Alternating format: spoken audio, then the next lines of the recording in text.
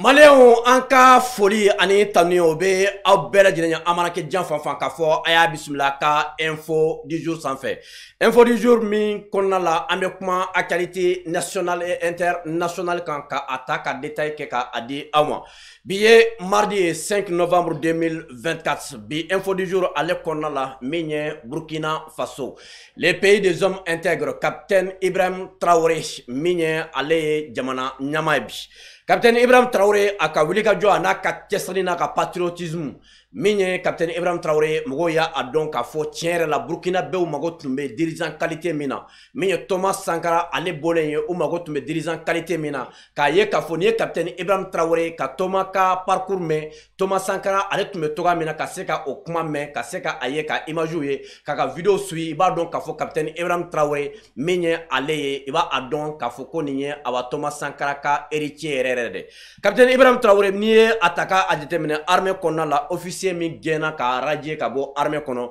a bɛ se maa 13 bɔɲɔgɔnko ma an bɛna an da don olu la ka ɲɛfɔli kɛ aw ye min ye awa damiba ni an bɛ ale wele k'a fɔ ko awa celui qui se bat pour quelque chose c'est pour lui la chose ale ko maa min bɛ kɛlɛ kɛ fɛn min nɔfɛ o de ta ye fɛn ye ale min ye o kɛlɛ kɛ ale min tun ye awa Burkina transition ɲama ye k'a dɔn k'a fɔ jaja ale tun bɛ waati min na ni terroriste bɛ jɛ la a bɔlen fanga la a continue k'a ɲini k'a fɔ k'a bɛ fara terroriste ka Burkina Faso ka jamana in k'a dafiri damiba ale bɛ yɔrɔ min na bi a bɛ awa Togo min ye awa statut min tun bɛ a bolo o tun ye k'a fɔ ko président kɔrɔ don min ye armée maakɔrɔ de fana don o y'a radier ka bɔ armée la ale kɛlen tɛ maa min faralen don a kan a ka can kosɛbɛ an bɛna an da don o la ka ɲɛfɔli kɛ aw ye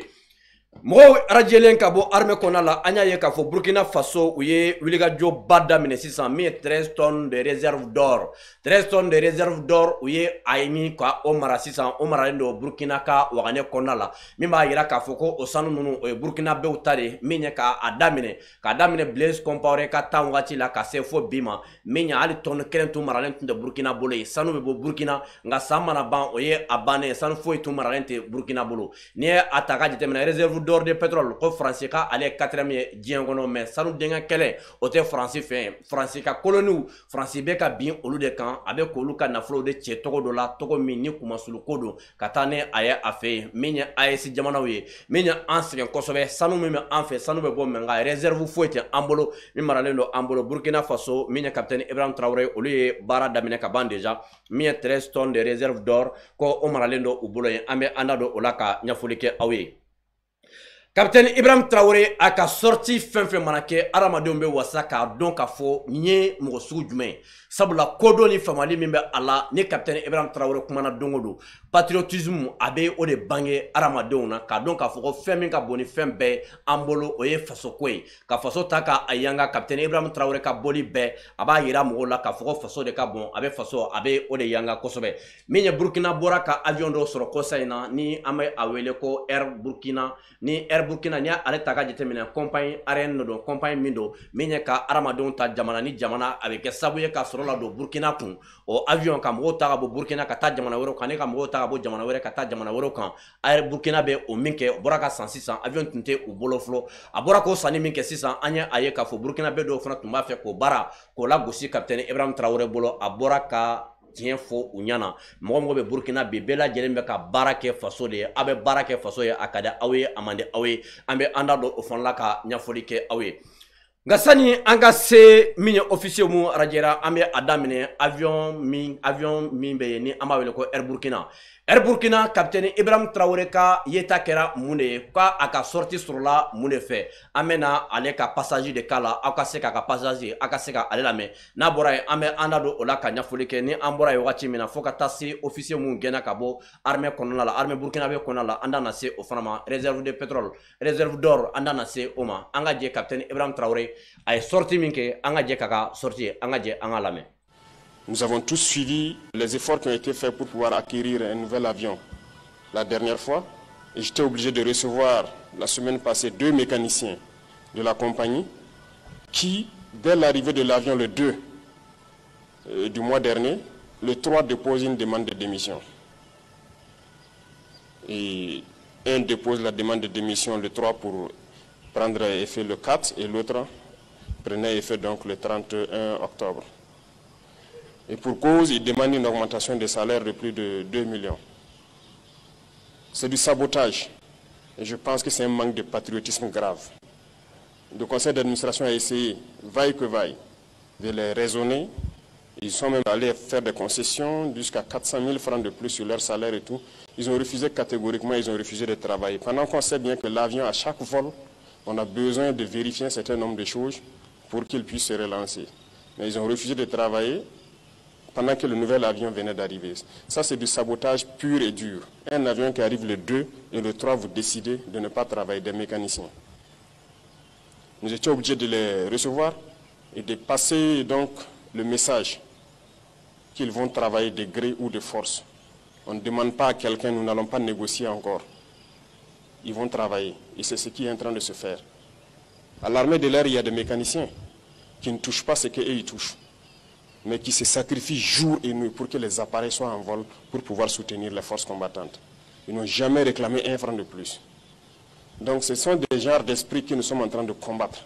Et c'est pourquoi j'ai dit faire une révolution, ce sont des défis. Et tous les jours, il y a des défis.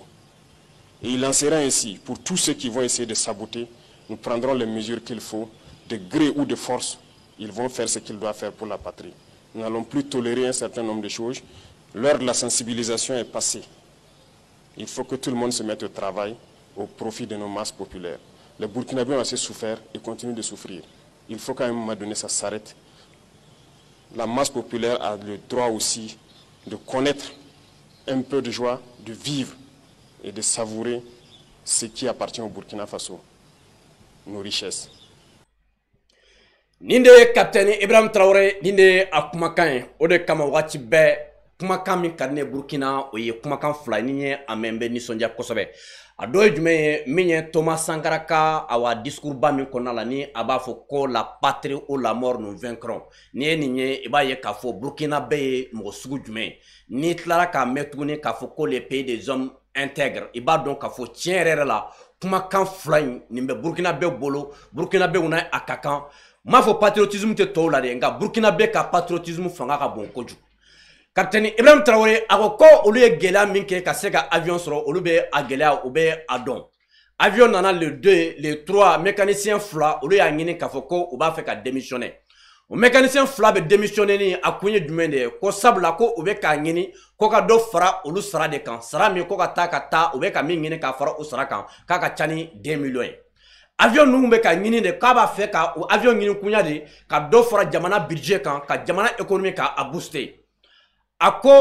n y'a essayé togo bɛɛ la min ye conseil d'administration o kumana n'u ye pour que ka se ka u lafaamuya o ma se ka u lafaamuya togo si la n yɛrɛ ye u reçoit n'u kumana k'an gɛrɛ u la min bɛ ka fara aw sara kan a bɛ se ka se 400 000 ɲɔgɔn na ma o bɛ se ka fara aw sara kan aw ka baara kɛ Burkinabɛw u sɛgɛnna jamana bɛ yɔrɔ min na bi n'i ye awa an ka avion ta k'a jateminɛ an ka kɛlɛkɛ avion n'o o ye armée de l'air avion ye mun bɛ ka olu maintenance kɛ mun bɛ ka olu entretien kɛ aw bɛ sara min ta olu tɛ o sara ta nka olu bɛ k'u yɛrɛ di faso de kama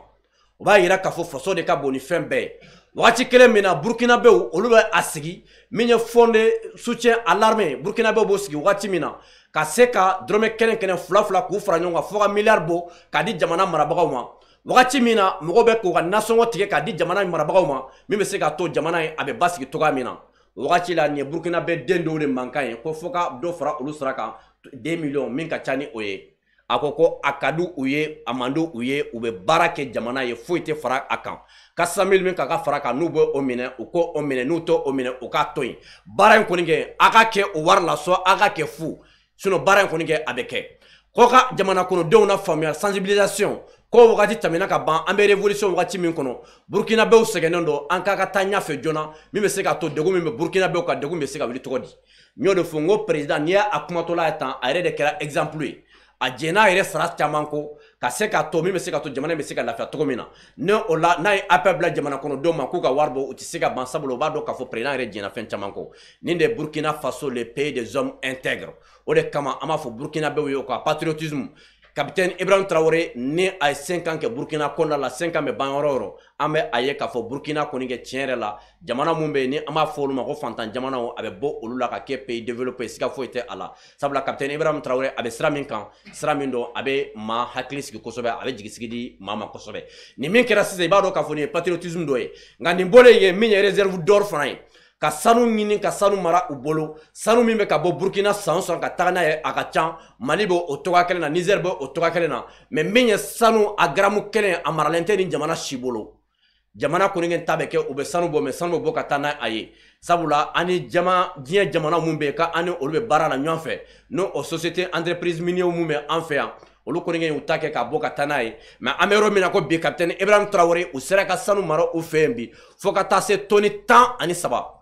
13 tonnes de réserve d'or o maralen do Burkina bɛɛ fɛ bi o la an bɛ se k'a fɔ Burkina capitaine Ibrahim Traoré k'a daminɛ Blaise la ka na se fo biya ma min ye ka tɛmɛ Christian Marc Kaboré ka na Damiba ninnu na an bɛ se k'a fɔ capitaine Ibrahim Traoré a kɛlen do jigisigi min ye ninnu si ma se ka o jigisigi ɲɔgɔnna kɛ o ka sanu fana bi sanu bɛ ka Burkina bɛɛ a bɛ k'o nafa réserve d'or o bɛ 5 ans ni an bɔra ye min ye o ka armée kɔnɔna la maa min bɛ janfa ta ka faso sɛgɛrɛ ni u tun bɛ baara kɛ armée kɔnɔna la k'u ye maa min gɛn ka bɔ armée kɔnɔ k'u radier a bɛ se maa 10 ani dɔɔni ma